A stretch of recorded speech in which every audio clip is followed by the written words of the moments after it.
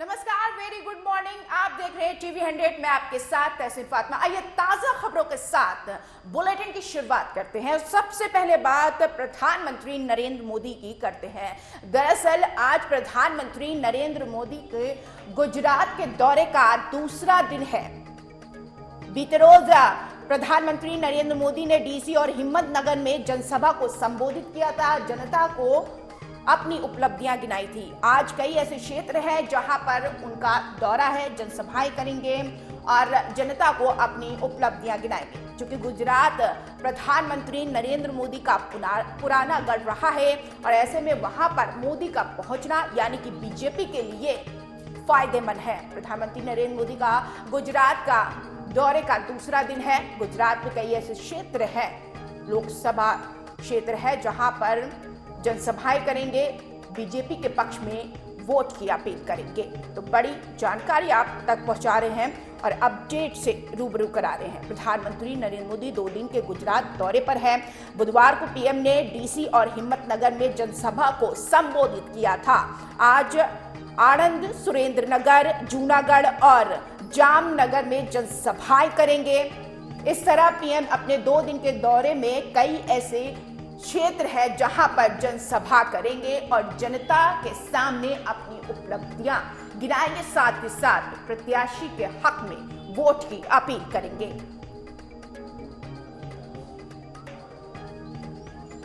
दरअसल 7 मई को तीसरे चरण का चुनाव होना है, जिसमें से गुजरात की कई लोकसभा सीटों पर भी चुनाव होना है और यही वजह है कि प्रधानमंत्री नरेंद्र मोदी गुजरात पहुंचे हुए हैं और कई ऐसी जनसभाएं हैं जहां पर शिरकत करते हुए जनता को संबोधित करेंगे। प्रधानमंत्री नरेंद्र मोदी एक ऐसा वाहिद चेहरा है जो बीजेपी के लिए बहुत ही ज्यादा फायदेमंद है, क्योंकि प्रधानमंत्री नरेंद्र मोदी के चेहरे पर ही कई ऐसे क्षेत्र हैं वोट बीजेपी ने पाया है और जिस गढ़ में ये इतिहास है, जिस गढ़ में प्रधानमंत्री नरेंद्र मोदी गए हैं वहां पर वोट बैंकिंग बड़ी है।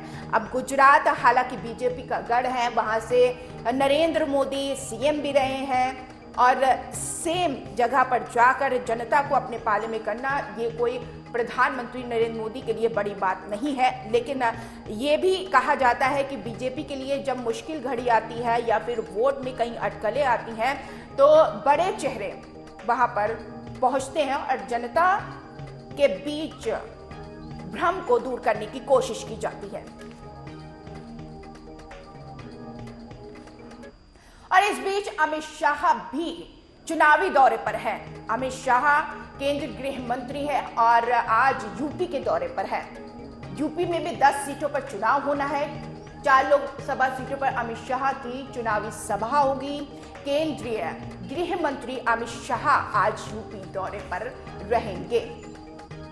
बरेली, बदायूं, सीतापुर और लखनऊ में जनसभा उनकी होगी और वहां पर प्रत्याशियों के हक में वोट मांगने की अपील की जाएगी।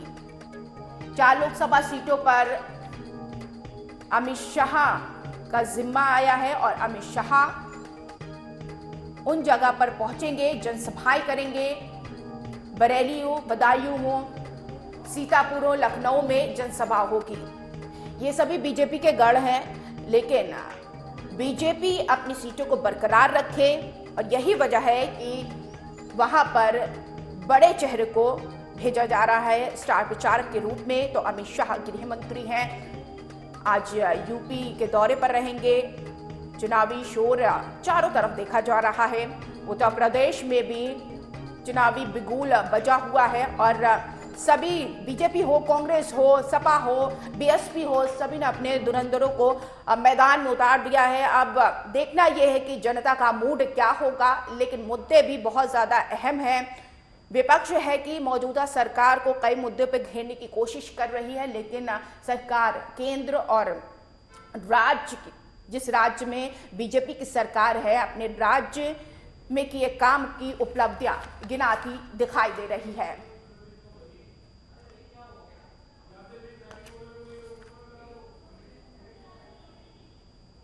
बदायूं से साबिर मलिक संवाददाता जुड़ गए हैं जानकारी के साथ। साबिर, क्या जानकारी है?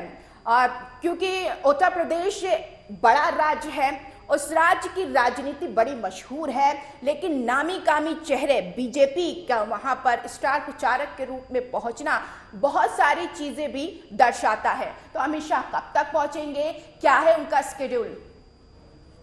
फातिमा जी, आपको बता दूं कि अमित शाह जी जो बदायूं के इस्लामी इंटर कॉलेज में दोपहर के 12:30 बजे आ रहे हैं और ये बदायूं सीट जो है एक हार्ड सीट बन चुकी है, क्योंकि ये सीट जो है यादव मुस्लिम गढ़ कहलाता है। ये समाजवादी पार्टी का एक गढ़ कहलाता है, क्योंकि यहाँ पे 4 लाख यादव, 3.25 लाख मुस्लिम, 3 लाख शाक बड़ी संख्या में मौजूद हैं।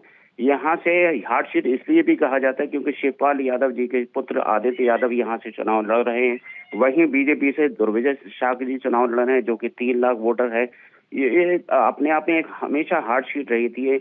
ये एक पिछड़ा जिला है। इस जिले ने हमेशा एक से एक धुरंधर नेताओं को संसद पहुंचाने का काम किया है, लेकिन मैं बदकिस्मती कहूंगा इस जिले की कि इस जिले को अभी तक इन नेताओं ने कुछ भी दिया नहीं है। साहब ये जानना चाहेंगे कि बदायूं में कौन सा मुद्दा गूंज रहा है, जनता का मूड क्या दिखाई दे रहा है? जनता की मैं जहां तक आपको बात करूं कि यहाँ पे बड़ी संख्या में, मैंने आपको बताया कि यादव मुस्लिम बड़ी संख्या में यहाँ पे मौजूद है। समाजवादी पार्टी का गढ़ कहा जाता है, लेकिन पिछली बार यहाँ पे संघमित्रा मौर्य को यहाँ पे संसद पहुंचाने का काम किया, जो कि बीजेपी से मौजूद थी। इस बार उनका जो मौजूदा सांसद उनका टिकट काट दिया गया है। जनता का मूड हमेशा यहाँ पे विकास कार्यों को लेकर यहाँ पे अभी तक एक भी फैक्ट्री नहीं है। यहाँ के लोगों को हमेशा अपने कार के सिलसिले में दिल्ली जाना पड़ता है।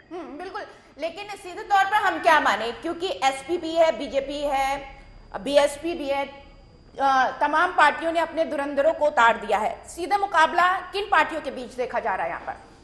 फातिमा जी, अगर मैं आपको बताऊं तो सीधा मुकाबला भारतीय जनता पार्टी के दुर्विजय सिंह शाक जी और शिवपाल यादव जी के पुत्र समाजवादी पार्टी के आदित्य यादव जी के बीच ही देखा जा रहा है। लेकिन साबिर जानना चाहेंगे, क्योंकि शिवपाल यादव लंबे समय से वहां से चुनाव लड़ते रहे हैं, लेकिन अब उनके बेटे हैं, अब अपनी किस्मत आजमा रहे हैं। क्या लगता है कि बीजेपी के प्रत्याशी पर भारी होते हुए नजर आएंगे, या फिर बीजेपी के लिए मुश्किल है, या फिर शिवपाल यादव के बेटे आदित्य यादव के लिए ये बहुत बड़ी चुनौती है? फातिमा जी, आपको बता दूं कि यहाँ का वोट एकदम बिल्कुल खामोश है, कुछ भी अपने पत्ते खोलने को तैयार नहीं है। लेकिन कड़ा मुकाबला समाजवादी पार्टी और बीजेपी के बीच देखा जा रहा है। अभी कुछ भी ऊंट किस करवट बैठा है कुछ भी कहा नहीं जा सकता।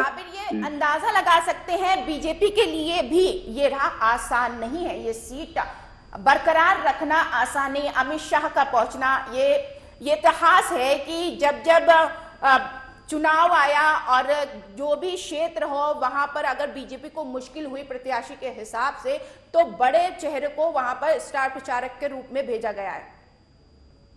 आपको बता दूं कि यहाँ पे अभी जो है सभी एक से एक बड़े स्टार आ रहे हैं, और यहाँ पे आज ही चूंकि अभी 12:30 बजे अमित शाह जी आ रहे हैं इस्लामी इंटर कॉलेज में, वहीं ठीक 12 बजे अखिलेश यादव जी आ रहे हैं आरटीओ ऑफिस चौराहे पर। और यहाँ का मुकाबला एकदम कड़ा मुकाबला है बीजेपी के लिए। यहाँ की सीट इस बार आसान नहीं है। साबिर, बहुत शुक्रिया तमाम जानकारी के लिए। इस बीच शशांक राठौर जुड़ गए हैं बरेली से जानकारी के साथ। शशांक, क्या जानकारी है, कब अमित शाह वहां पर पहुंचेंगे और कहां पर उनकी जनसभाएं होंगी? फातिमा, मैं आपको बताना चाहूंगा, गृह मंत्री अमित शाह आज हार्टमैन के रामलीला मैदान में जनसभा को संबोधित करेंगे। भाजपा के जो प्रत्याशी हैं छत्रपाल गंगवार, उनके उसमें जनसभा को संबोधित करने आएंगे भाजपा में।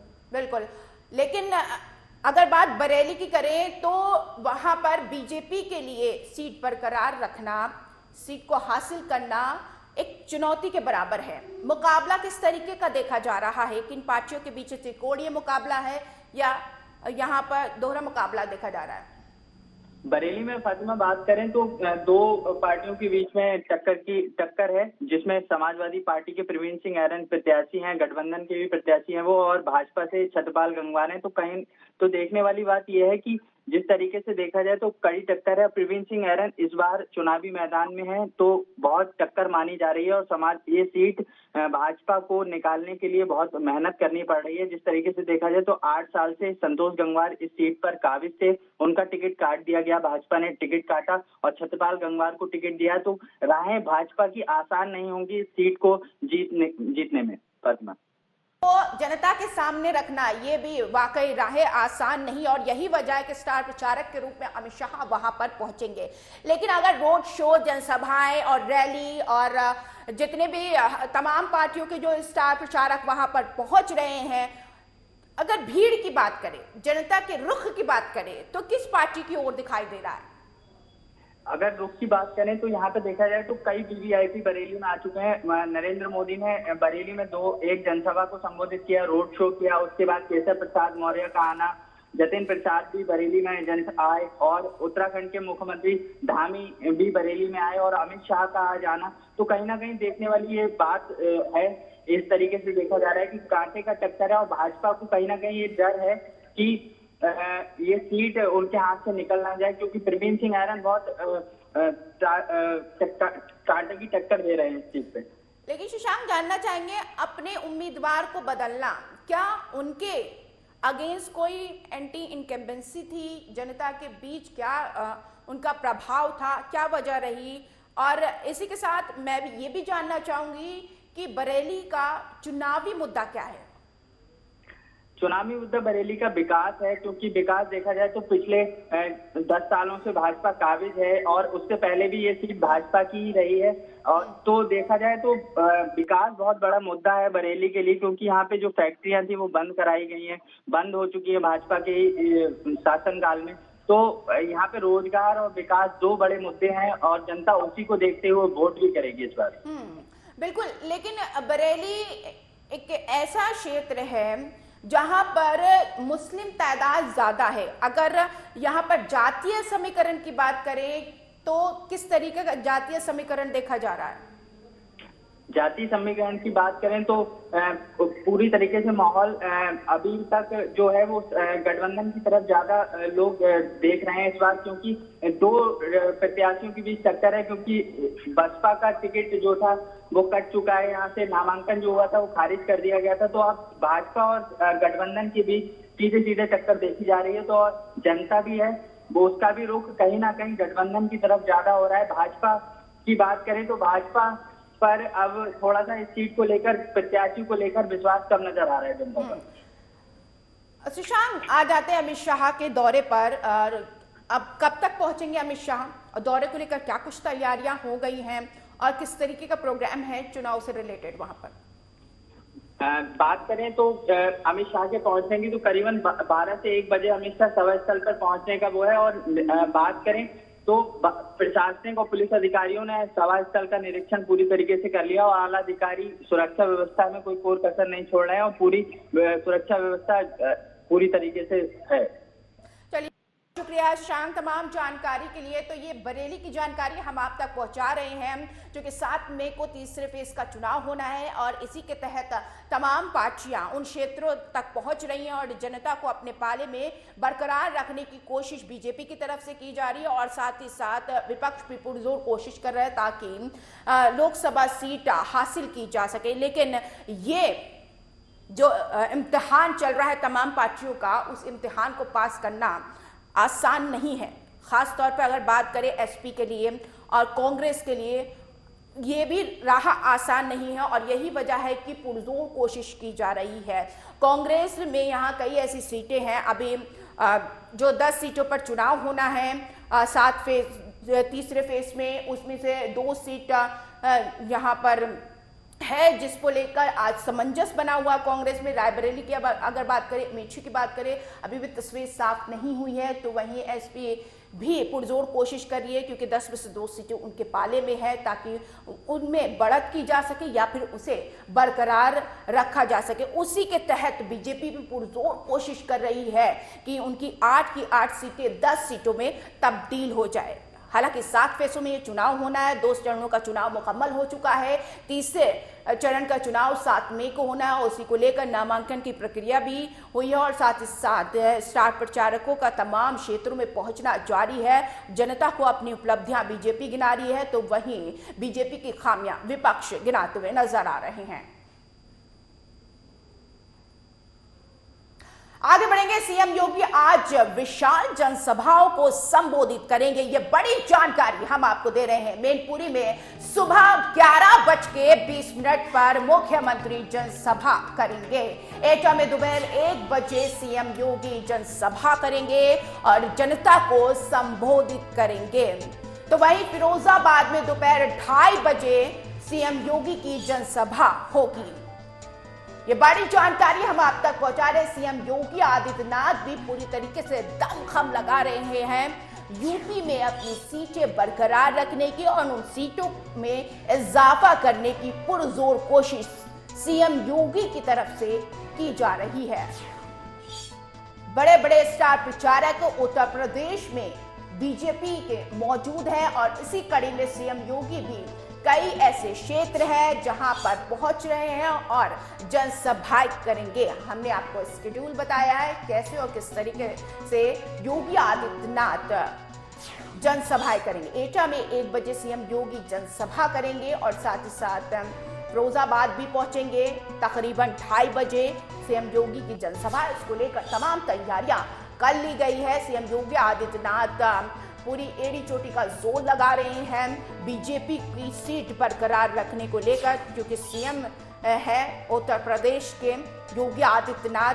कई ऐसे मुद्दे हैं जिस पर काम किया है और जनता ने उनके काम को सराहा भी है। लेकिन अब जनता का मुंह क्या है, कई ऐसी चीजें हैं जिसमें मौजूदा सरकार कटघरे में भी आई है, लेकिन काम भी ऐसा किया है जिससे जनता संतुष्ट भी रही है। लेकिन 4 जून को बताएंगे कि जनता ने क्या कुछ अपने मत में तमाम राजनेताओं को दिया है। लेकिन अभी फिलहाल तमाम राजनेता कोशिश कर रहे हैं कि जनता को अपने पाले में किया जा सके। अब देखना यह है कि किसकी मेहनत रंग लाएगी। फिरोजाबाद में दोपहर 2:30 बजे सीएम योगी आदित्यनाथ पहुंचेंगे। 3 विशाल जनसभाएं करेंगे। राज्य और केंद्र की उपलब्धियों को गिनाएंगे, किस तरीके से किस मुद्दे पर मौजूदा सरकार ने काम किया, महिलाओं को क्या फायदा पहुंचाया है, किसके उनकी कोशिश से नल से जल कैसे जनता को मिला है, और ये सारी चीजें हैं जो सीएम योगी आदित्यनाथ जनता के सामने रखेंगे। मैनपुरी से विशाल शर्मा जुड़ गए हैं तमाम जानकारी के साथ। विशाल, क्या जानकारी है? देखिए फातिमा, मैं आपको बता दूं कि पूरे उत्तर प्रदेश में मैनपुरी लोकसभा सीट एक ऐसी है जिस पर मुख्यमंत्री योगी आदित्यनाथ आज पहली बार यहाँ पर भारतीय जनता पार्टी के जो प्रत्याशी हैं कैबिनेट मंत्री ठाकुर जयवीर सिंह के समर्थन में एक रोड शो करेंगे। और इस रोड शो के माध्यम से भारतीय जनता पार्टी के जो प्रत्याशी हैं उनके लिए वोटों की अपील करेंगे। शेड्यूल मुख्यमंत्री योगी आदित्यनाथ का पहले ही जारी हो गया था। शेड्यूल के मुताबिक 10 बजे उनका रोड शो नगर के कृष्ण तिराहे से 10 बजे उनका रोड शो शुरू होगा और जिसके बाद वो नगर के तमाम प्रमुख मार्गों पर गुजरते हुए रोडों से लोगों से वोटों की अपील करेंगे और भारतीय जनता पार्टी के प्रत्याशी को जिताने की बात कहेंगे। पुलिस लाइन में उनका हेलीपैड बनाया गया है। पुलिस लाइन में वे हेलीकॉप्टर से पहुंचेंगे और जिसके बाद वे लगातार यहां पर रोड शो के माध्यम से वोटों की अपील करेंगे। विशाल, ये जानना चाहेंगे किस तरीके का प्रभाव है मैनपुरी में बीजेपी का? देखिए बता दें कि समाजवादी पार्टी का बीते 28 वर्षों से यहाँ पे कब्जा रहा है, तो इस बार जो है भारतीय जनता पार्टी एड़ी से लेकर चोटी तक का जोर लगाती दिखाई दे रही है। प्रभाव की अगर हम बात करें तो इस बार दिखाई दे रहा है कि भारतीय जनता पार्टी अपना प्रभाव जो है बनाने का प्रयास कर रही है और अपनी वोटों की बढ़त चाहेंगे। क्या वोट योगी के चेहरे पर मिलेगा या फिर योगी के कार्य पर मिलेगा? देखिए, अगर भारतीय जनता पार्टी को जनता वोट करेगी तो दोनों ही फैक्टर यहाँ पे चलेंगे। एक तो योगी का चेहरा भी चलेगा और दूसरा उनका कार्य भी चलेगा, क्योंकि 0 टॉलरेंस की जो कार्रवाई उनकी रही है या बुलडोजर बाबा के नाम से वो जाने जाते हैं, अपराधियों के खिलाफ जो उनकी कार्रवाई रही है, ऐसे में जो अपराधियों के प्रति उन्होंने जो एक अभियान चलाया है और इन सबको देखते हुए जनता जो वोट करेगी और जनता उनके पक्ष में भी वोट करने के मूड में दिखाई दे रही है, क्योंकि जनता को यहाँ सुरक्षा महसूस हो रही है और अपराधियों का खौफ ही जनता के दिमाग से निकल गया है। पुलिस की जो कार्रवाई है वो भी लगातार जो है बेहतर चलती दिखाई दे रही है। बहुत शुक्रिया। भले ही अपनी छवि अच्छी बनाए, लेकिन आपके अपोजिशन में अगर कोई खड़ा है तो आपके लिए वो राह मुश्किल हो जाती है, और यही वजह है कि योगी आदित्यनाथ वहां पर पहुंचेंगे, जनसभाएं करेंगे और जनता को अपनी उपलब्धियां एक बार फिर गिनाएंगे, याद दिलाएंगे कि क्या कुछ मैनपुरी में योगी आदित्यनाथ ने किया। अरशद जुड़ गए हैं फिरोजाबाद से तमाम जानकारी के साथ। अरशद, कब तक पहुंचेंगे सीएम योगी आदित्यनाथ? देखिए, बता दूं, फिरोजाबाद में सीएम योगी आदित्यनाथ का दौरा है और ये दौरा 6 दिन के अंदर दूसरी बार दौरा है। ये लगभग 2 बजे के आसपास, लगभग 1:30 बजे के समथिंग करीब गिरधारी इंटर कॉलेज पहुंचेंगे, जहां ये सभा कर रहे हैं। वो जगह स्थल जो है सपा का गढ़ माना जाता है। यहाँ अधिकतर जो देखा गया है, अक्सर करके सपा की ही जीत उस क्षेत्र से निकल कर आती है और उसी क्षेत्र में आज योगी आदित्यनाथ का दौरा है। जी, लेकिन आपने जैसे कि जानकारी दी कि 6 दिन में ये दूसरा दौरा है योगी आदित्यनाथ का। फिरोजाबाद में किस तरीके की बीजेपी की छवि है, क्या प्रभाव है, जनता का मूड क्या दिखाई दे रहा है? देखिए, सबसे बड़ी बात यह है, अगर बीजेपी की बात की जाए तो उनकी जो पॉलिसी है, सबका साथ सबका विकास, यहाँ तक के अपराध मुक्त प्रदेश, उसको लेकर भी लगातार सीएम योगी ताबड़तोड़ रैलियां कर रहे हैं। और इसी चक्कर में फिरोजाबाद में दूसरी बार आज उनका दौरा है। और सबसे बड़ा मुद्दा यह है कि जिन क्षेत्रों में योगी आदित्यनाथ रैलियां कर रहे हैं वो अधिकतर मुस्लिम क्षेत्र और यहाँ तक के सपा का गढ़ माना जाता है। और यही वजह से आज जिस जगह रैली कर रहे हैं वो सपा का गढ़ है, बिल्कुल पूरी तरीके से कहा जा सकता है। क्योंकि समाजवादी पार्टी के जो बागी विधायक थे हरिओम यादव, वो अब बीजेपी में शामिल है कई समय से, और वो बीजेपी को एक तरफा जिताने के लिए पूरी मदद कर रहे हैं। और इसी के बीच चलिए नजरें बनाए रखिएगा योगी आदित्यनाथ कब वहां पर पहुंचते हैं, किस तरीके की जनसभाएं में क्या मुद्दा उनका होता है और जनता को कैसे अपने पाले में करते हैं। मनोज संवाददाता जुड़ गए हैं जानकारी के साथ। मनोज, क्या जानकारी है, सीएम योगी आदित्यनाथ कब तक पहुंच जाएंगे, क्या शेड्यूल है वहां पर, कहां पर जनसभाएं करेंगे, और तैयारियों की अगर बात करें तो क्या कुछ तैयारियां कर ली गई है? जी फातिमा जी, आज एटा में योगी आदित्यनाथ जी की रैली है और 12:50 पे पुलिस लाइन में हेलीकॉप्टर उतरेगा। पुलिस लाइन में हेलीकॉप्टर उतरने के बाद 1 बजे रामलीला मैदान में जनसभा को संबोधित करेंगे राजवीर सिंह उर्फ राजू भैया के लिए। राजवीर सिंह उर्फ राजू भैया 2 बार के वर्तमान में सांसद हैं और कल्याण सिंह जी पूर्व मुख्यमंत्री उत्तर प्रदेश सरकार में उनके पिता भी रहे हैं।